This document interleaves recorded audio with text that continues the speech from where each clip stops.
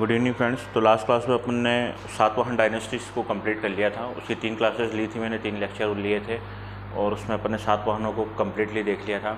अब सातवाहनों के ख़त्म होने के बाद जो है एक भारत में नई डायनेस्टी उभर के आई जिसको गुप्ता डायनेस्टी या गुप्त वंश कहा जाता है। उसको बहुत डिटेल में देखना है क्योंकि उसके राजाओं ने बहुत अच्छा काम भी किया है, प्लस उसके बारे में जो है बहुत ज़्यादा लिखा हुआ भी है। तो जिन भी राजाओं ने ज़्यादा लिखवाया है उन लोगों के बारे में ज़्यादा जानकारी मिली है, इसलिए उनके बारे में ज़्यादा पढ़ना भी पड़ता है। तो ज़्यादा टाइम नहीं बिगाड़ते हुए सातवाहन तक मैंने पुरानी क्लासेस में कंप्लीट कर लिया है। टोटल 30 लेक्चर हो चुके हैं। तो मेरे चैनल पे जाके आप उसको पूरा देख लीजिए। वीडियो सभी एग्ज़ामों के लिए पूरी तरह से कंप्लीट हैं, चाहे वो MPPSC हो, UPSC हो या वनडे एग्ज़ाम हो, SSC हो, CGL हो या आपके रेलवे हो, जो भी है, व्यापम हो, इन सभी एग्ज़ामों में सभी चीज़ें बहुत ज़्यादा इंपॉर्टेंट है। फैक्चुअल बेसिस वाली सारी चीज़ें मैं कवर करवा रहा हूँ इसमें, प्लस लिखने का तरीका भी जो है इसमें आपको क्वेश्चन आंसर के फॉर्म में मिल जाएगा। तो ये इंडिविजुअली सब में पूरी तरीके से उस तरीके से कोर्स डिज़ाइन किया गया है। आज जो है गुप्ता डायनेस्टी या गुप्ता वंश के बारे में अपन पढ़ेंगे। तो शुरुआती दौर में मैं बताऊंगा आपको कि गुप्ता डायनेस्टी का उदय जो है, मतलब वो कैसे बनी और क्या क्या कहाँ कहाँ पर उनका डेवलपमेंट पहले चालू हुआ। फिर उसके बाद अपन देखेंगे कि उनके कौन से राजा वगैरह के बारे में डिटेल में देखेंगे, और फिर जो इम्पोर्टेंट राजा हैं उनको और उनके कामों को एक एक बार क्रोनोलॉजिकली देखेंगे। फिर वहाँ की पॉलिटिकल सोशल लाइफ वगैरह और उनके बारे में देखेंगे। गुप्ता के बारे में बहुत लिखा गया है। 3 और 4 राजा जो हैं, चंद्रगुप्त फर्स्ट, सेकंड, अपना स्कंदगुप्त, समुद्रगुप्त, ठीक है, इन 3-4 के बारे में बहुत ज़्यादा लिखा गया है और उन्होंने बहुत ज़्यादा काम किया है। वो अपने को सबको डिटेल में देखना पड़ेगा। तो आज गुप्ता डायनेस्टी का पहली क्लास चालू कर रहे हैं अपन। ये मैंने सारी चीज़ें करवा दी है। इंडस वैली सिविलाइजेशन को मैंने इतना डिटेल में पढ़ाया है, ये सारी चीज़ें कवर कराते हुए। वैदिक पीरियड को भी ऐसे करवाया है, post Vedic, Mahajanapada, Buddhism, Jainism, Maurya dynasty, post Mauryan period को भी मैंने पोस्ट मौर्यन पीरियड को भी अपने डिटेल में डिस्कस कर लिया है। और post Maurya period, Maurya dynasty के ख़त्म होने के बाद भारत में जो सबसे बड़ा कुछ राजा उभर कर आए थे, उनमें से एक तो थे शक डायनेस्टी के। कुछ फॉरेन इन्वेजन भी हुए थे जिनको अपन ने पढ़ा था, जिनको बैक्टीरियंस बोलते थे, इंडो ग्रीक बोलते थे।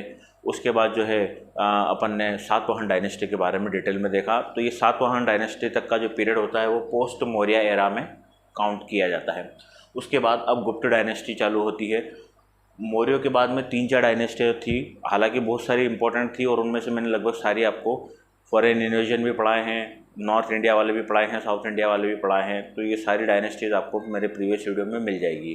तो मौर्य डायनेस्टी के ख़त्म होने के बाद जो सबसे इम्पोर्टेंट थी उन सब में, वो कुछ 10-12 डायनेस्टियाँ वंश जो है मौर्य डायनेस्टी के ख़त्म होने के बाद बने थे। उनमें सबसे इम्पोर्टेंट थे सातवाहन लोग, जिन्होंने सबसे ज़्यादा डिटेल में काम किया है और जिनके बारे में पढ़ना था।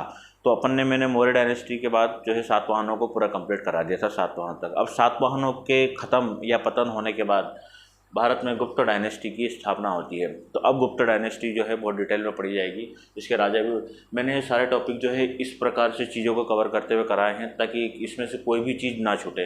अब गुप्त डायनेस्टी भी पढ़ेंगे तो पहले मैं बेसिक चीज़ें बताऊंगा, उसके राजाओं के बारे में, राजाओं के ज़रूरी काम के बारे में, कुछ जो है उनके बारे में जो जो भी चीज़ें हैं। उसके बाद अपन वहाँ की सोशल लाइफ, गुप्त डायनेस्टी के समय भारत की क्या स्थिति थी, सोशल है ना, सामाजिक के स्तर पर क्या क्या चेंज आए थे, महिलाओं की स्थिति है ना, कलर भेदभाव वगैरह वगैरह, रिलीजियस प्रैक्टिसेस क्या थी ये देखेंगे। पॉलिटिकल सिस्टम, वहाँ का एडमिनिस्ट्रेटिव सिस्टम देखेंगे कि गुप्त वंश लगभग 240 AD से लेके 550 AD तक लगभग जो है ये काफ़ी समय तक, लगभग 300 साल तक ये चला। 3 दशकों तक चलने के बाद उनका एडमिनिस्ट्रेशन वाकई में बहुत अच्छा होगा, तभी कोई राजा इतना चलता पाता है। तो उसका पॉलिटिकल एडमिनिस्ट्रेशन सिस्टम इतना ज़्यादा लिखा गया है, गुप्त वंश के बारे में सबसे ज़्यादा लिखा गया है। तो उनकी किताबें, वार वगैरह, लिटरेचर, फिर उनके बाद इकोनॉमी, इतना ज़्यादा प्रॉस्पर थी गुप्त वंश के, उनके बारे में डिटेल में देखेंगे। फिर वहाँ की कल्चरल चीज़ों के देखेंगे और ये सब फॉरेन ट्रेवलर्स वगैरह, फाइयान वगैरह और ये सब हैंसोंग और ये सब आएंगे, उन सबको अपन डिटेल में देखेंगे। तो गुप्त डायनेस्टी को चालू करते हैं, ठीक है। तो ये सारे टॉपिक जो है वो अपन को करना है। अब जैसे मौर्य डायनेस्टी भारत में, जब मौर्यों का पतन हुआ, मौर्य डायनेस्टी ख़त्म हुई, तो उसके बाद जो है मौर्यों का जो है, हालांकि उसके बाद मौर्य डायनेस्टी ख़त्म होने के बाद बहुत सारे राजा आए, जिनमें से मैंने लगभग 10-12 को तो मैंने डिस्कस किया है, 10-12 वंश को, एक एक क्लास, एक एक चीज़ को एक एक 3-3 क्लास तक मैं डिस्कस किया है सभी चीज़ों को। फॉरेन इन्वेजन को भी मैंने 3-3 क्लास तक डिस्कस किया है। शकों को किया है, सातवाहनों को किया है, चेदी को किया है, नॉर्थ इंडिया वालों को किया है, साउथ इंडिया वालों को किया है, विदेशी आए थे उन लोगों में भी 3-3 4-4 जो लोग आए थे उन सबको किया है। वो सब करने के बाद उन सब में जो सबसे इम्पोर्टेंट थे वो थे सातवाहन। तो इसलिए मौर्यों का जो बोला जाए उत्तराधिकारी, मौर्यों का जो सत्ता थी वो किसके हाथ में आ गई थी बाद में, कई सौ सालों बाद। उन सभी राजाओं के डिटेल में जो मैंने पढ़ाया उन सब के बाद जो सबसे मेन राज्य उभर कर आया था, वो डायनेस्टी उभर कर आई थी, वो थी सातवाहन। तो सातवाहनों का जो पूरा जो एरिया था वो डेक्कन का वो साउथ वाला एरिया था, है ना। और इधर जो है नॉर्थ वाला जो एरिया था वो कुषाणों का एरिया था। कनिष्क वगैरह ये सब चीज़ें अपन ने कुषाण डायनेस्टी को बहुत डिटेल में देखा था और बहुत इंपॉर्टेंट है कनिष्क। तो मौर्य का जो एम्पायर था, हालांकि ये पीरियड थोड़ा सा अलग अलग है, समान पीरियड में नहीं चल रहे हैं दोनों। कुषाण डायनेस्टी का पीरियड अलग है, सातवाहनों का थोड़ा अलग है, परंतु मोटा मोटा जो नॉर्थ वाला एरिया था वो सारा मौर्यों के बाद जो है वो कुषाणों के हाथ में आया। और जो साउथ में या डेक्कन वाला जो है ना, जो प्लेट्यू है, डेक्कन प्लेट्यू, पश्चिमी पठार वाला, वो एरिया जो है सातवाहनों के अंडर में आया समय के अंतराल में। ठीक है, तो ये दो मेजर बाइफर्केशन है। इसके बीच में भी बहुत सारे राजा और आएंगे, बहुत सारे वंश आएंगे, वो सब चीज़ें मैंने आपको, विदेशी आक्रमण होंगे वो मैंने प्रीवियस वीडियो में पढ़ा दिए हैं।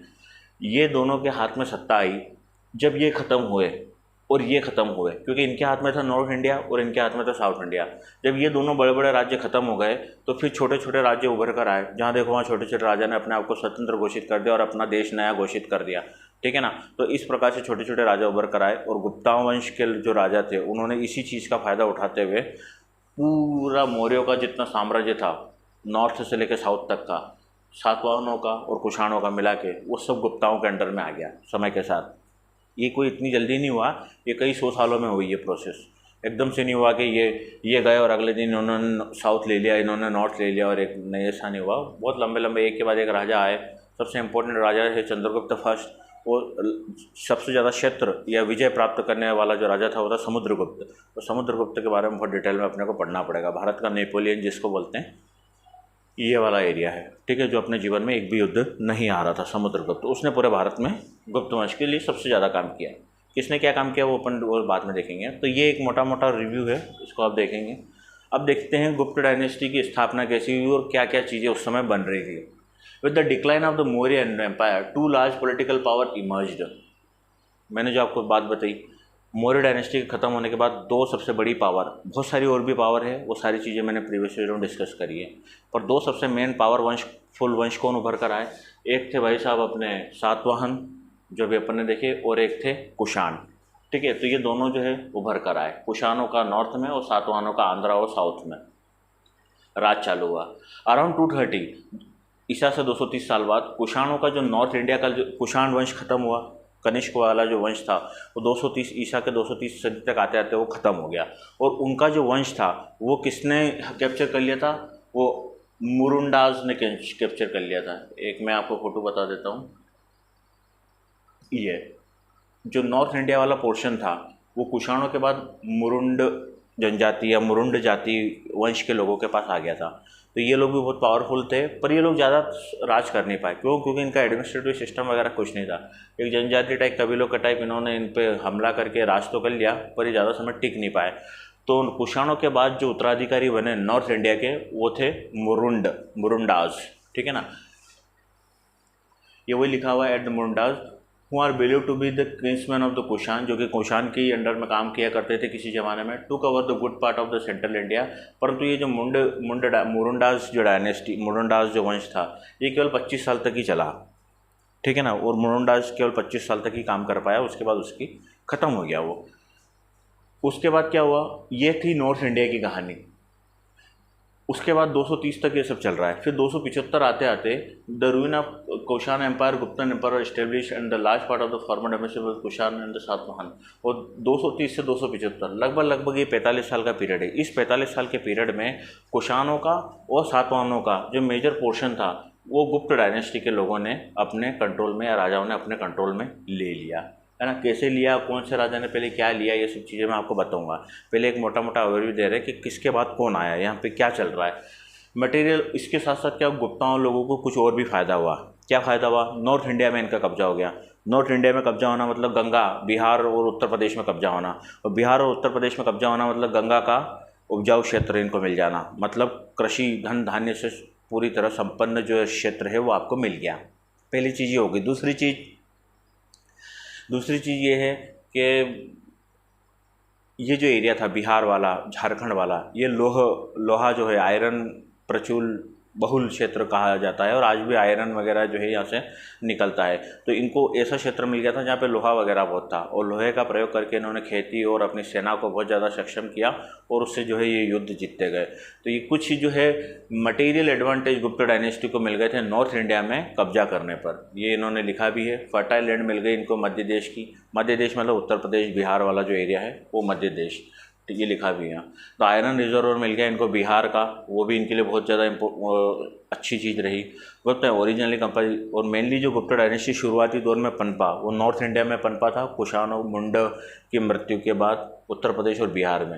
यार operating place of the centre of, और इनका जो राजधानी थी शुरुआत में वो थी प्रयाग, है ना, Allahabad. Due to this favour और the fact Gupta set up rule of, इसके साथ साथ गुप्ताओं ने यहाँ तो इन्होंने अपनी राजधानी बनी, पर इसके साथ साथ कुछ और शहर बनाए जिनमें अनुगंगा जो कि गंगा टिग्वेशन, मगध, पाटलिपुत्र वाला क्षेत्र, पटना वाला, अयोध्या, आज भी अयोध्या, और प्रयाग। इन 4-5 जगह पर इन्होंने अपना एरिया धीरे धीरे बिजनेस एरिया बनाना या डेवलप करना अपने एरिया को चालू किया, और ये 4 बड़े शहर बनाए। तो यहाँ से जो है गुप्त डायनेस्टी की एक बेसिक मोटा मोटा ओवरव्यू अपने को मिलता है कि सातवाहनों और जो अपने कुषाण लोग हैं, इनकी मृत्यु के बाद उनका राज्य जो है समय के साथ, लंबे समय के साथ कई राजाओं ने लड़ाई कर करके जो है इसको जीता और गुप्त डायनेस्टी की स्थापना करी। तो आपको ये फ़ोटो दिख रहा होगा, ये जो मेन गुप्त डायनेस्टी का ये जो एरिया है, जो ये आपको दिख रहा है, ये जो शेडेड में है, ये मेन एरिया है ना, और ये गंगा का एरिया है, मतलब ये उत्तर प्रदेश है और ये बिहार है, ये झारखंड है। तो ये वाला जो क्षेत्र है ना, ये बहुत ज़्यादा पानी और लोहा, मतलब अयस्क, आयरन और या और सभी चीज़ों के लिए बहुत ज़्यादा सक्षम था। तो ये मेन शुरुआती दौर में गुप्त डायनेस्टी यहाँ पर पनपी, इस वजह से इनको बहुत ज़्यादा सेना और रिसोर्सेज की अवेलेबिलिटी हो गई। इसके बाद ये फैलना चालू किए, इनके पास माल ही इतना था, पानी इतना था, कोई दिक्कत ही नहीं थी। तो ये सब चीज़ें थी शुरुआती दौर की। उसके बाद जो है यहाँ से लेके धीरे धीरे ये बढ़ता गया। ये जो आउटर लाइन बता रही है, ये बता रही है इनका बाद का फैला हुआ एरिया, जो नए नए राजा आएंगे उसके बाद का। और आउटर बाउंड्री जो है ये दूसरे राजाओं की, वाकाटक करके भी एक किंग था, वाकाटक के राजा, है ना, जो आज का विदर्भ या नागपुर वाला क्षेत्र है, वहाँ पर एक वाकाटक डायनेस्टी या वाकाटक वंश चल रहा था। जब गुप्ता पनप रहा था वहाँ पर उत्तर प्रदेश में, तो वाकाटक पनप रहा था यहाँ पर नीचे नागपुर के यहाँ पे विदर्भ में। तो ये दोनों चीज़ें समांतर चल रही है। अब क्या होगा, क्यों होगा, इनका क्या होगा, इनका क्या होना, उनका क्या होना, ये सब चीज़ें अपन देखेंगे। इतनी चीज़ क्लियर है ये, ठीक है। अब सबसे इम्पोर्टेंट चीज़ है कि गुप्ताओं के बारे में अपने को जानकारी कहाँ कहाँ से मिलती है। ये बहुत इंपॉर्टेंट पॉइंट है। ये पॉइंट इसलिए इम्पोर्टेंट है क्योंकि ये सभी एग्जामों में आता है। गुप्त वंश के बारे में इतना लिखा गया है, इतने सारे राइटरों ने अपनी इतनी सारी किताबों में लिखा है कि उन राइटरों की किताबों को याद रखना बहुत ज़रूरी हो गया है। सारे इंपॉर्टेंट राइटर हैं, किस राइटर ने कौन सी किताब लिखी है, ये डायरेक्ट क्वेश्चन आता है, राइटर्स पे क्वेश्चन आ जाते हैं, है ना। कालिदास ने क्या क्या लिखा है, कुमार संभव, मालविका, अग्निमित्रम, ये सब, और उन्हीं सभी किताबों से ही अपने को गुप्त डायनेस्टी के बारे में, गुप्त वंश के बारे में जानकारी मिलती है। तो उन किताबों को अपन देख लेते हैं, कौन कौन सी किताबों से, कौन कौन से सोर्सेस हैं गुप्त डायनेस्टी की जानकारी देने के लिए हमारे पास। सबसे पहला है, कुछ ऐसे सोर्स हैं जैसे लिटरेरी सोर्स, है ना, लिटरेचर जिसको बोलते हैं, कोई किसी राइटर ने कोई चीज़ लिखी लिटरेचर में, वहाँ से अपने को ये जानकारी मिली कि एक गुप्त वंश था, उसके ये राजा थे, उन्होंने ये काम कराया। तो बहुत सारे ऐसे राइटर थे उस ज़माने में जिनको गुप्त राजाओं ने संरक्षण दिया, उन्होंने बहुत अच्छा काम करवाया था, उन्होंने उनको संरक्षण दिया, तो उन राइटरों ने उनके बारे में लिखा।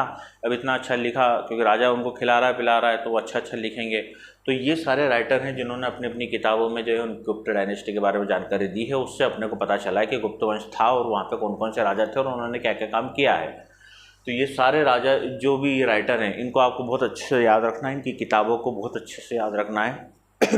प्रीलिम्स में हर एग्ज़ाम में आते हैं, चाहे एसएससी हो, टीयर 1 रेलवे हो, व्यापम हो, कोई भी एग्ज़ाम हो, अपना पीएससी तो, और इनमें तो प्रीलिम्स में तो आप खुद ही समझ जाएंगे कि ये सब चीज़ें बड़ी कॉमन है।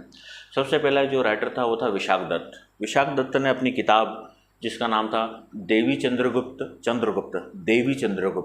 है ना, जिसमें देवी और चंद्रगुप्त की कहानी के बारे में लिखा गया है, और मुद्रा रक्षक, ये 2 किताबें हैं विशाख दत्त की।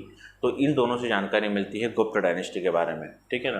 तो विशाख दत्त की किताबों का नाम याद रखना है, एक तो देवी चंद्रगुप्ता और एक मुद्रा रक्षक। ये दोनों के राइटर हैं विशाख दत्त, जो गुप्त डायनेस्टी के राजाओं पर लिखी गई थी। दूसरे राइटर हैं कालिदास। कालिदास को तो आपको पता ही है, मैकियावेली। तो कालिदास जो है, इसने 2 चीज़ें, कालिदास ने बहुत सारी किताबें लिखी और सब में गुप्त डायनेस्टी के बारे में जिक्र है, और कालिदास की सारी किताबों को आपको याद रखना है। पहली है अभिज्ञान शाकुंतलम, मेघदूतम, रघुवंशम, मालविका अग्निमित्र और ऋतु संहार। ये 5-6 किताबों में, तो एक सारी किताबों के राइटरों को आपको याद रखना है। ये 6 किताबों का राइटर कौन है? कालिदास। फिर है अपना शूद्रक। शूद्रक की किताब का नाम है मृच्छकटिका, है ना। तो कभी आपसे पूछे मृच्छकटिका, राइटर ऑफ मृच्छकटिका, तो वो है अपने शूद्रक। फिर जो है अपना है, अगले राइटर हैं वज्जिका। वज्जिका की एक किताब है जिसका नाम है कुमुदिनी महोत्सव, कुमुदी महोत्सव, और कुमुदी महोत्सव के लेखक हैं वज्जिका, ठीक है ना। तो वज्जिका की किताब है कुमुदी महोत्सव। इन सारी किताबों से हमें जानकारी मिल रही है गुप्त वंश की। तो अपन ये पढ़ रहे हैं कि गुप्त वंश के बारे में जानकारी कहाँ कहाँ से मिली, तो इन किताबों से मिली है ना। इन किताबों के जो राइटर है, इनको संरक्षण या सहारा दिया गया था, पैसा दिया गया था, किसके द्वारा? गुप्त राजाओं के द्वारा। और गुप्त, जब आप कोई राजा आपको पैसा देता तो उसके गुणगान में अच्छी अच्छी चीज़ें लिखते होंगे, गीत वीत लिख देते होंगे उसकी प्रशंसा में, और उन्हीं से जानकारी मिलती है अपने को कि भैया इस प्रकार। पहले कोई इंटरनेट वगैरह तो थे नहीं।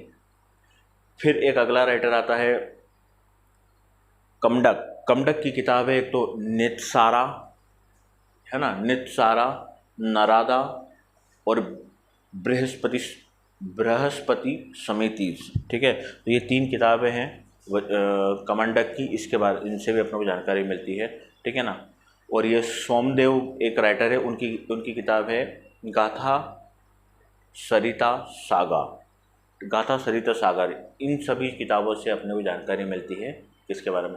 तो राइटर याद रखना है विशाख दत्त की किताबों के नाम, कालिदास की किताबों के नाम, शूद्रक की किताब का नाम, वज्जिका की किताब का नाम, कमंडक की किताब का नाम, और अपना सोमदेव की किताब का नाम। इन सभी चीज़ों को आपको याद रखना है, कौन से राइटर ने कौन सी किताबों को लिखा है। तो एक सोर्स तो ये हो गया अपने पास इन्फॉर्मेशन का कि भैया इन लोगों ने ये किताबें लिखी, इनमें गुप्त वंश के राजाओं के बारे में जानकारी दी गई थी, तो उनसे पता चलता। इसके अलावा कुछ बुद्धिस्ट, बौद्ध धर्म के लिटरेचर भी हैं, बहुत सारे जो राजा हुए गुप्त वंश के, वो बहुत सारे धर्मों को फॉलो करने वाले हुए। तो जिस वंश को उन्होंने अनुदान दिया, सहयोग किया, पैसा दिया फैलने के लिए, उन धर्मों ने भी इनके बारे में बहुत लिखा है। तो गुप्त वंश के जो लिटरेचर है, गुप्त वंश की जो किताबें हैं, बुद्ध की जो किताबें हैं बौद्ध धर्म की, उसमें भी जो है इनके बारे में जानकारी मिलती है। Arya Manjushri Mulakalpa is an indigenous Buddhist work which gives knowledge about the Guptas, है ना। तो बुद्धिस्ट लिटरेचर है आर्या मंजूश्री, इसमें भी गुप्त डायनेस्टी के बारे में जानकारी दी गई। अब जैनों को भी समर्थन किया, तो जैन लिटरेचर में भी इनके बारे में जानकारी मिली है। तो जैनों के एक गुरु थे जैन सेन सूरी, इसमें ऐसे नाम होते हैं ना जैनियों के गुरुओं के नाम। तो जैन सेन सूरी हरिवंश पुराण में इन्होंने गुप्त डायनेस्टी के बारे में जानकारी दी है। उस समय में गुप्त डायनेस्टी का क्या क्या इनमें योगदान रहा, और उन्होंने जैन धर्म से रिलेटेड चीज़ों के बारे में डिस्कस किया है। फिर कुछ इसके साथ साथ फॉरेन ट्रेवलर्स भी आए, विदेशी यात्री जो गुप्त वंश के समय भारत में आए थे, चाहे पढ़ने आए हों नालंदा में, चाहे वो राजदूत के तौर पे आए हों, पर वो जब भी भारत में आए उन्होंने भी भारत में आके चीज़ें देखी और उनके बारे में लिखा। उनसे भी, उन्हीं की किताब से भी अपने को गुप्त वंश के बारे में पता चलता है। कुछ प्रमुख फॉरेन ट्रेवलर्स जो थे, उनमें से सबसे इम्पोर्टेंट तो है एक चाइनीज़ बुद्धिस्ट पिलग्रिम जिसको फाहियान जो है भारत में बौद्ध धर्म की शिक्षा ग्रहण करने के लिए आया था। और जब वो बौद्ध धर्म की शिक्षा ग्रहण करने आया था, तो उसने चंद्रगुप्त सेकंड का के समय आया था, और उसके दरबार में आकर उसने जो है भारत में गुप्त वंश के चंद्रगुप्त सेकंड के समय की पूरी स्थिति का डिटेल में ब्यौरा दिया है। उसके बाद एक दूसरा राइटर हेनसांग, ठीक है ना। तो हेनसांग भी भारत में जो है हर्षवर्धन के समय आया था, ठीक है, और इसने भी जो है बुद्धिज़्म और गुप्त वंश के बारे में जानकारी दी है। उसके बाद ऐसे तीन चार दो तीन राजा हैं, दो तीन राइटर हैं ये जो फॉरेन ट्रेवलर्स थे, इन्होंने ये लिखते भी थे। तो तीन हैं, एक है फाहियान, हैंसोंग और इत्सिंग। ये तीनों ने भी गुप्त वंश के बारे में लिखा है अपनी यात्रा के दौरान भारत में। ठीक है, तो पहला तो हो गया लिटरेचर, जो भी किताबें लिखी गई उनसे पता चलता है। अब दूसरा, जो गुप्त राजाओं ने खुद लिखवाए हैं, है ना, ये पत्थरों पे गुदवा देते थे, ठीक है, कहीं पे लिखवा देते थे।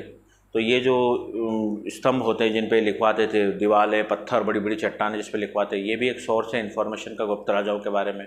उनसे बहुत सारी चीज़ें पता चली, क्योंकि वो राजा खुद लिखवाते थे तो उसमें अपने काम गिनवाते थे, हमने ये काम किया, हमने वो काम किया। होता है ना, जब भी कोई बिल्डिंग बनती है तो नीचे पैम्पलेट लगी रहती है कि माननीय फलाना फलाना मंत्री ने इसका उद्घाटन इस तारीख को किया। तो वो आज भी इन लोगों ने भी जो भी काम करते थे वो किया था। तो एपिग्राफिक सोर्स के बारे में जो है, एपिग्राफ बोलते हैं किसी चीज़ के ऊपर खुदाई करते के जो लिखते हैं ना पत्थरों के ऊपर, उसको बोलते हैं। तो अब एपिग्राफिक भी बहुत सारी जानकारी मिली है। इसके पहले जो है अपन ने किताबों वाली देखी कि कौन से राइटर ने क्या क्या लिखा है। अब ये है कि जो खुदाई दीवारों पे या पत्थरों पे या चट्टानों पे जो खुद के लिखा गया था गुप्त राजाओं के बारे में, वो है। तो सबसे पहला है मेहरौली का आयरन पिलर। मेहरौली दिल्ली में है, वहाँ पे एक लोहे का स्तंभ है और उस पर जो है अचीवमेंट लिखी हुई है चंद्रगुप्त फर्स्ट की, चंद्रगुप्त मौर्य। और वो पिलर में ऐसा बताते हैं कि आज भी जो है उसमें जंग नहीं लगी है और साइंटिस्ट उस पर रिसर्च कर रहे हैं कि इतने साल बाद भी अगर ऐसा उस पर पता नहीं क्या लगा रखा है कि उसमें जो है आज तक जंग नहीं लगी है। और वो जंग नहीं लगने के कारण ही वो अभी तक वैसा का वैसा ही है इतने सालों बाद, है ना। लगभग जो है 1500-1700 साल हो गए होंगे उस चीज़ को। तो उस चीज़ पे भी रिसर्च चल रही था कि उस पर क्या लगाया गया था। अगर वो चीज़ मिल जाए तो वो जहाज़ों के नीचे अगर लगा दें अपन, तो हो सकता है कि पानी में चलने वाले जहाज़ जो सड़ जाते हैं थोड़े समय के बाद, जो डीकमीशन करने पड़ते हैं वो ना करना पड़े, जो सड़न है लकड़ी में वो ना हो, वो वाला पेस्ट अगर मिल जाए। जो लोहे को ही नहीं सड़ने दे रहा है, लोहे पे जंग नहीं लग रही, मतलब वो चीज़ बहुत अच्छी होगी। तो ये मेहरौली दिल्ली का जो स्तंभ है ये चंद्रगुप्त मौर्य के बारे में बताता है, उसके ऊपर चंद्रगुप्त मौर्य की डिटेल लिखी हुई है। फिर इलाहाबाद का स्तंभ जो है अबाउट द रीजन ऑफ, ये समुद्रगुप्त के क्षेत्र को या उसके दौरान को बताता है, काम को ये बताता है, उसकी पर्सनालिटी के बारे में, अचीवमेंट के बारे में। It engraves an Ashokan pillars written in the Sanskrit Nagar scripture 33 bye Harisena, ठीक है ना। और टोटल जो है 42 इंस्क्रिप्शन मिले हैं, ठीक है, गुप्ताओं के टोटल एपिग्राफिक। ऐसी जो पिलर है ना, चट्टानों पे लिखा हुआ है, पिलरों पे लिखा हुआ है, ऐसे टोटल 42 जगह मिले हैं। उन 42 में से 27 जो है वो तो पत्थरों पे गोद के लिखी गई है, 27 इंस्क्रिप्शन। और 15 जो है वो आयरन लोहे के स्तंभ बनाकर, जैसे ये है ना मेहरौली और ये इलाहाबाद, इन स्तंभों पर लिखा गया है, ठीक है। कहीं पर ये लोहे पे लिखा गया है, कहीं पे कॉपर की प्लेट पे लिखा गया है। This inscription furnish a good deal of valuable information with the political history as well as the religious social. और इन्हीं से जो है उस समय की गुप्त डायनेस्टी की इन सारी चीज़ों के बारे में, वहाँ का सामाजिक, आर्थिक, पॉलिटिकल, एडमिनिस्ट्रेटिव सिस्टम के बारे में पता चलता है। अगला है न्यूमिस्मेटिक सोर्स। न्यूमिस्मेटिक मतलब सिक्के, जो सिक्के होते थे उस ज़माने के, उन सिक्कों पे राजाओं की फ़ोटो और उनसे जो डिटेल मिलती है, उनसे भी जो है पता चला कि गुप्त वंश के राजा हुआ करते थे और ये सब चीज़ें, ठीक है। तो ये सारी चीज़ें जो है अपने को देखना है। तो न्यूमिस्मेटिक सोर्स हो गया। The coin issued by the Gupta contain legend certificate, this gold coins are हाइंसाइड and title sacrifice and perform by the, ठीक है ना। तो इन जो सिक्के थे उनमें राजाओं की भी फ़ोटो बनी होती थी, कभी कभी महारानियों की, कभी कभी कुछ सैक्रिफाइस वगैरह की, जानवरों की, इन सब के बारे में फ़ोटो बनी रहती थी और उन्हीं से पता चल रहा है, ठीक है। ये हुआ।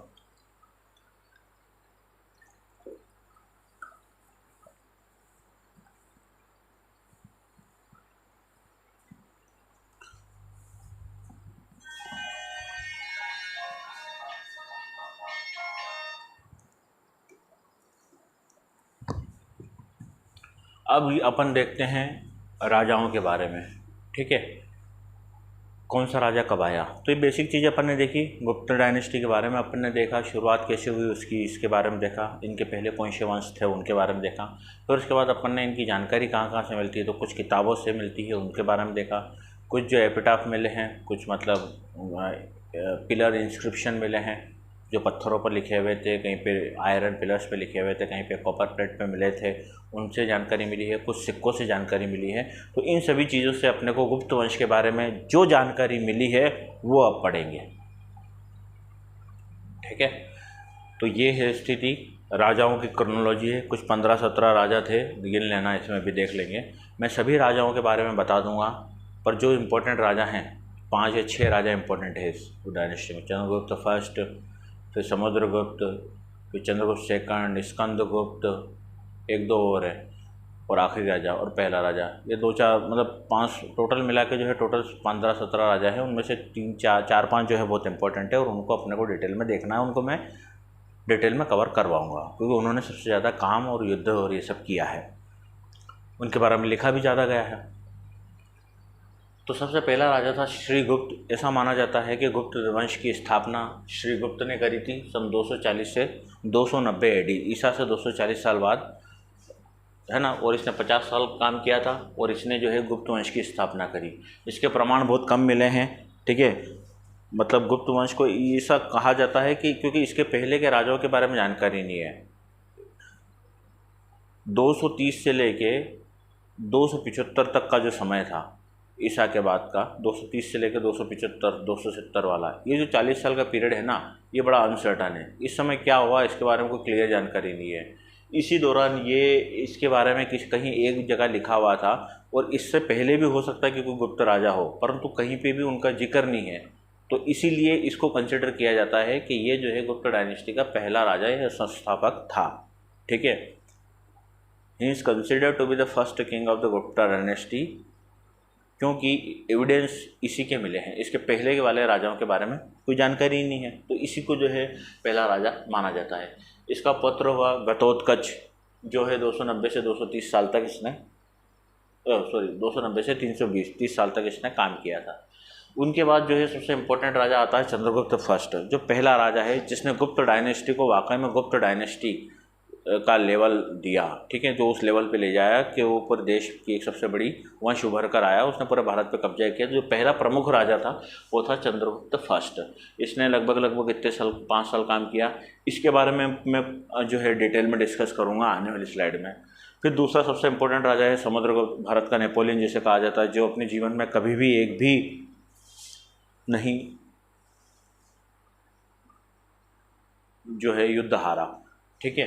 तो ये होता है समुद्रगुप्त। तो समुद्रगुप्त इसने बहुत लंबे समय राज किया और इसने सबसे ज़्यादा गुप्त डायनेस्टी को फैलाया। इसके बारे में भी मैं जो है अगली वाली स्लाइड में डिटेल में डिस्कस करूँगा। जिनको मेरे को डिटेल में डिस्कस करना है वो मैं अगली में करूँगा। बाकी जो ऐसे ही थे मतलब जिनको आपको बस देखना है उनको आप उनके बारे में मैंने लिख दिया है।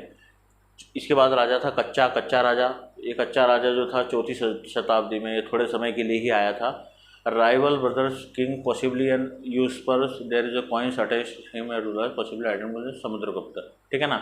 तो कोई सिक्के मिले हैं उसमें जो है कच्चा नामक एक शब्द मिला है। तो कुछ लोगों ने बोला कि समुद्रगुप्त जो है उसी को जो है कच्चा बोला गया है, पर कहीं कहीं पे ऐसे प्रमाण है कि ये जो है इसका भाई भी था, है ना। और भाई होने के कारण जो है हो सकता है थोड़े समय के बाद समुद्रगुप्त की मृत्यु के बाद ये राजा बना हो। उसके बाद जो है अगला रामगुप्त जो है यहाँ का राजा बनता है, रामगुप्त, ठीक है। रामगुप्त भी हो गया।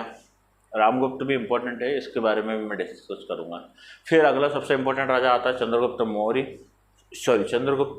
मौर्य नहीं है ये, चंद्रगुप्त सेकंड विक्रमादित्य, ठीक है। विक्रमादित्य की उपाधि ये इम्पोर्टेंट है। तो 380 से 415 लगभग 35 साल रहा। बहुत डिटेल में डिस्कस करना पड़ेगा इसको। फिर कुमारगुप्त फर्स्ट, ये भी लगभग 40 साल रहे भाई साहब, इन्होंने बहुत सारा काम कराया, इनके बारे में डिस्कस करेंगे। एक क्रोनोलॉजी आप समझ लें किसके बाद कौन आया था। सबसे पहले श्रीगुप्त, घटोत्कच, चंद्रगुप्त फर्स्ट सबसे इम्पोर्टेंट पहला राजा, समुद्रगुप्त सबसे ज़्यादा फैलाने वाला काम इसने किया गुप्त वंश को, कच्चा, फिर रामगुप्त, फिर उसके बाद आता चंद्रगुप्त सेकंड विक्रमादित्य वाला, ठीक है। कुमारगुप्त फर्स्ट, फिर है स्कंदगुप्त, हुणों को जिसने रोका था भारत में आक्रमण करने से। इन तीनों को मैं डिटेल में डिस्कस करूंगा, है ना। तो 3 तो ये हो गए और 1 और 2, 5 तो ये हो गए अपने पास, ठीक है। 5 राजाओं को मेरे को पढ़ाना है आपको। फिर उसके बाद अगला राजा आता है पुरुगुप्ता, ये कुछ 5 से 1 साल रहा। फिर उसके बाद कुमारगुप्त आया। ये कुमारगुप्त भी इम्पोर्टेंट है, इसको भी अपन देखेंगे, इसने भी कुछ काम कराए हैं, वो भी अपन देखेंगे। इतने साल रहा। फिर बुद्धगुप्त भी जो है कुछ 17-1 साल रहा। He had close ties with the ruler of Kannauj and together they short run to Alchon Huns out of the fertile land of northern India, ठीक है ना। तो इसने जो बुद्धगुप्त ने कन्नौज के राजाओं के साथ मिलकर हुण जो जनजाति थी उसके खिलाफ युद्ध किया और उनको नॉर्थ इंडिया से भगाया। फिर उसके बाद आता है नरसिंहगुप्त बलादित्य जो इतने साल काम किया। फिर कुमारगुप्त थर्ड, वो इतने साल रहा। फिर विष्णुगुप्त चंद्रादित्य, ये इतने साल रहा। और आखिरी राजा है Bhanugupta, lesser known king with uncertain position in the list. ठीक है ना। इसका साल थोड़े फिक्स नहीं है, पर साल मैं आपको बता दूंगा। तो 550 से 555 के बीच में ये लगभग रहा 2-3 साल, और इसकी मृत्यु के बाद जो है गुप्त डायनेस्टी खत्म होगी। तो क्रोनोलॉजिकली ये सारे 15-17 राजा हैं, इनको आप याद रख लें। अब इनमें जो सबसे इम्पोर्टेंट राजा है, जो कि है पहला प्रमुख राजा, स्थापना तो श्रीगुप्त ने कर दी। उसके बारे में आपको बस इतना याद रखना कि श्रीगुप्त ने स्थापना कर दी, और कोई जानकारी नहीं है। सबसे प्रमुख राजा जिसके बारे में जानकारी हो, जिसने गुप्त वंश की स्थापना में सबसे पहला योगदान जो दिया था, वह है चंद्रगुप्त फर्स्ट। इसके बारे में अपने को पढ़ना है। तो सबसे पहला राजा जिसको पढ़ाऊँगा मैं, वह है चंद्रगुप्त फर्स्ट। चंद्रगुप्त फर्स्ट है ना। पहले एक ये देख लेते हैं, ठीक है ना। अब आप ये देखो, चंद्रगुप्त फर्स्ट का जो समय है वो है इसे में हरे में। चंद्रगुप्त फर्स्ट का जो समय है वो है इसे हरे में। तो ये है चंद्रगुप्त फर्स्ट का समय। इसने पूरा जो है गंगेटिक प्लेन जो है उत्तर प्रदेश और बिहार वाला, उस पर कब्जा कर लिया था। ये चंद्रगुप्त फर्स्ट का रिजम था। दूसरा जो राजा है समुद्रगुप्त। मैंने आपको बताया समुद्रगुप्त ने गुप्त डायनेस्टी को फैलाने में सबसे ज़्यादा योगदान दिया है, सबसे प्रतापी राजा, और सबसे ज़्यादा लिखा गया है और बहुत अच्छा काम किया। भारत का नेपोलियन कहा जाता है। अपने जीवन में एक भी युद्ध नहीं हारा, युद्ध के लिए हमेशा आतुर और सीमा बढ़ाने के लिए हमेशा आतुर। तो 50 साल राज करने के बाद समुद्रगुप्त ने, जो ये ऑरेंज वाला एरिया दिख रहा है, ये पूरा, ये तो था ही इनका, और ये समुद्रगुप्त ने ये पूरा वाला एरिया, ये जो है, समझ में आ रही बात, इतना पूरा एरिया जो है समुद्रगुप्त ने जीत लिया था अपने 50 साल में। फिर अगला राजा आता है चंद्रगुप्त सेकेंड। और चंद्रगुप्त सेकंड वाला, ये जो थोड़ा ग्रीन वाला एरिया है, ये वाला जो एरिया गुजरात वाला, महाराष्ट्र वाला, ये चंद्रगुप्त सेकंड ने अपने राज्य में दिया। तो ये मेजर पोर्शन है जो चंद्रगुप्त या गुप्त वंश के लोगों ने, गुप्त लोगों का क्रोनोलॉजिकली ऐसा चला। अब पहला राजा जो कंसिडर किया जाता है चंद्रगुप्त फर्स्ट, जिसने ये राज्य जीता, है ना। चंद्रगुप्त फर्स्ट के बारे में अपन देखेंगे। He was the son of Ghatotkacha. ये घटोत्कच का पुत्र था। इनके पिता का नाम घटोत्कच गुप्त होगा, ठीक है ना। Chandragupta first is considered to be the founder of the Gupta era which started with the session of 319 से 320, ठीक है ना। और ये सबसे पहला प्रतापी राजा था गुप्त वंश का, और इसके गद्दी पर बैठते ही गुप्त वंश का उदय चालू हुआ था। He strengthen his position by matrimony. इसने बहुत अलग अलग तरीके अपनाए। किस तरीके से? शादी, इसने पहले दहेज वगैरह बहुत दिया जाता था उस ज़माने में। तो जिस राजा से शादी करते थे, दो फायदे होते थे। एक तो दहेज में बहुत सारा एरिया जीत आ जाता था बिना लड़े, और दूसरा जो सामने वाला अगर राजा बड़ा भी हो तो शादी करने के बाद वो मैत्री संबंध हो जाते हैं, अच्छे संबंध हो जाते, तो वो उनसे हमला भी नहीं कर पाते। तो इसने क्या किया, इसने शादी करने का इसने 3 प्रमुख शादियां करी थी, जिनमें से एक सबसे इम्पोर्टेंट है जिसके बारे में आपको डिस्कस करूंगा। वो जो सबसे इम्पोर्टेंट है देवी चंद्रगुप्त वाली किताब में जिसके बारे में लिखा हुआ है।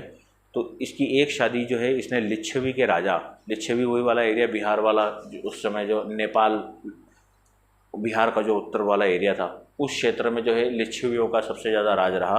और लिच्छवियों का हमेशा बिहार वगैरह जो क्षेत्र है उनमें कब्जा रहता था। पर इसने उन रग के राजाओं की, उनकी बेटी से शादी करके एक वैवाहिक संबंध स्थापित कर लिए। मैट्रिमोनियल अलायंस विद, इसने लिच्छवी के राजाओं से शादी के तौर पर वैवाहिक संबंध स्थापित किए। ही मैरिड कुमार देवी। इसने कुमार देवी जो कि लिच्छवी के राजा की बेटी थी, कुमार देवी से शादी करी। And this added a power and prestige. और उससे जो है गुप्त डायनेस्टी को बहुत ज़्यादा ताकत मिली। Lichchhavi were related to the Gautam Buddha, है ना। लिच्छवी जो गौतम बुद्ध में भी अपन ने पढ़ा था। ये extended kingdom to the conquest and trade action to Ganga rivers to the Prayag. और इसने गंगा नदी से लेके, मतलब उत्तर प्रदेश से लेके प्रयाग, वही पूरा उत्तर प्रदेश वाला एरिया, बिहार वाला, और लिच्छवी को भी जीत लिया। और दहेज में लिच्छवी मिल गया, बिहार मिल गया। तो बिहार वाला पूरा क्षेत्र और उत्तर प्रदेश का गंगा वाला क्षेत्र, ठीक है ना। तो ये दोनों जो क्षेत्र हैं, ये आज भी उत्तर प्रदेश है और ये आज भी बिहार है। ये वाला क्षेत्र, यहाँ पर लिच्छवियों का राज था। तो ये लिच्छवियों से शादी करके, ये इनका राज यहाँ था, तो इसने लिच्छवी से शादी करके ये वाला एरिया भी जो है अपने अंडर में मिला लिया। तो ये चंद्रगुप्त फर्स्ट का अपना काम हो गया। ये इसने दिमाग लगाया, ऐसी बहुत सारी शादियाँ करी इसने। जहाँ भी शादी करता बड़े बड़े राजाओं की बेटी से शादी कर लेता, और वहाँ का दहेज में बहुत बड़ा एरिया, देश का देश है ना, प्रदेश का प्रदेश ले लेता। तो ये एक पहली चीज़ होगी। दूसरी चीज़, he issued according to general names of his king, है ना। इसकी जो बेटी थी इनकी और भी बहुत सारी पत्नियाँ होती थी, पर जो सबसे प्रमुख इसकी वाइफ थी वो थी कुमार देवी। और इसी के ऊपर जो है कुमार देवी जो है देवी चंद्रगुप्त नामक किताब लिखी गई थी। और इसने अपने और अपनी जो पत्नी है कुमार देवी के नाम पे सिक्के भी चलाए। बोला जाता है कुमार देवी बहुत ही होशियार थी, जो चंद्रगुप्त मौर्य को राज कार्य में भी जो बहुत मदद करती थी, जो समस्याएं आती थी सेना वेना में और प्रशासन में, उसमें भी ये मदद किया करती थी। पढ़ी लिखी होगी उस ज़माने में। ये अज्यूम द टाइटल ऑफ महाराजाधिराज। सबसे इम्पोर्टेंट है कि महाराजाधिराज का टाइटल पहला किसने लिया था, तो चंद्रगुप्त फर्स्ट ने, गुप्त डायनेस्टी के राजा ने पहली बार महाराजाधिराज की उपाधि ली थी। वहाँ successful building a small principal of the great kingdom empire construction. और इसके राज्य में क्या क्या आता था, उत्तर प्रदेश जो मैंने आपको बताया, बंगाल भी आता था, बिहार भी आता था, है ना, पाटलिपुत्र वही पटना, ठीक है। और पाटलिपुत्र जो थी, पटना जो आज का है, वो इसकी राजधानी थी। He is considered to be the first king of the Gupta empire. Allahabad inscription में समुद्रगुप्त, अब इसका जो बेटा है समुद्रगुप्त, इसका बेटा है समुद्रगुप्त, वो इसके बाद राजा बनेगा। तो समुद्रगुप्त चंद्रगुप्त फर्स्ट और कुमार देवी का बेटा था। ये चंद्रगुप्त लिच्छवी कन्या जो है जिसने इसके साथ विवाह किया था, उनका बेटा था समुद्रगुप्त। और समुद्रगुप्त जो है ये इलाहाबाद जो पिलर मिला है उसमें समुद्रगुप्त को लिच्छवी दोहित्र की उपाधि दी गई है। तो लिच्छवी दोहित्र के नाम से कौन से राजा प्रसिद्ध था, तो समुद्रगुप्त था, चंद्रगुप्त नहीं था, ठीक है। और इसका मतलब क्या होता है लिच्छवी दोहित्र का, son of the daughter of Licchavis. Licchavi की जो बेटी है उनका पुत्र, लिच्छवी की बेटी थी कुमार देवी, उनका बेटा था समुद्रगुप्त, और समुद्रगुप्त को ही लिच्छवी दोहित्र कहा जाता था, ठीक है। और ये ऐसा पहला राजा था गुप्त डायनेस्टी का जिसने महाराजाधिराज की उपाधि धारण करी थी और सोने के सिक्के चलाए थे। ये गुप्त डायनेस्टी का पहला इंपॉर्टेंट राजा है। तो आज की क्लास को मैं यहीं तक रखता हूँ, ठीक है। इसके बाद वाली क्लास को मैं आगे करूँगा जब समुद्रगुप्त से चालू होगी। तो इस वीडियोस को आप अच्छे से देखें, नोट्स तैयार करें, कंटेंटफुल हैं सारी चीज़ें। अगर वीडियो अच्छे लगते हैं तो लाइक करें, शेयर करें और अपने नोट्स बनाएं और उसको कंटेंटफुल बनाएं, ठीक है।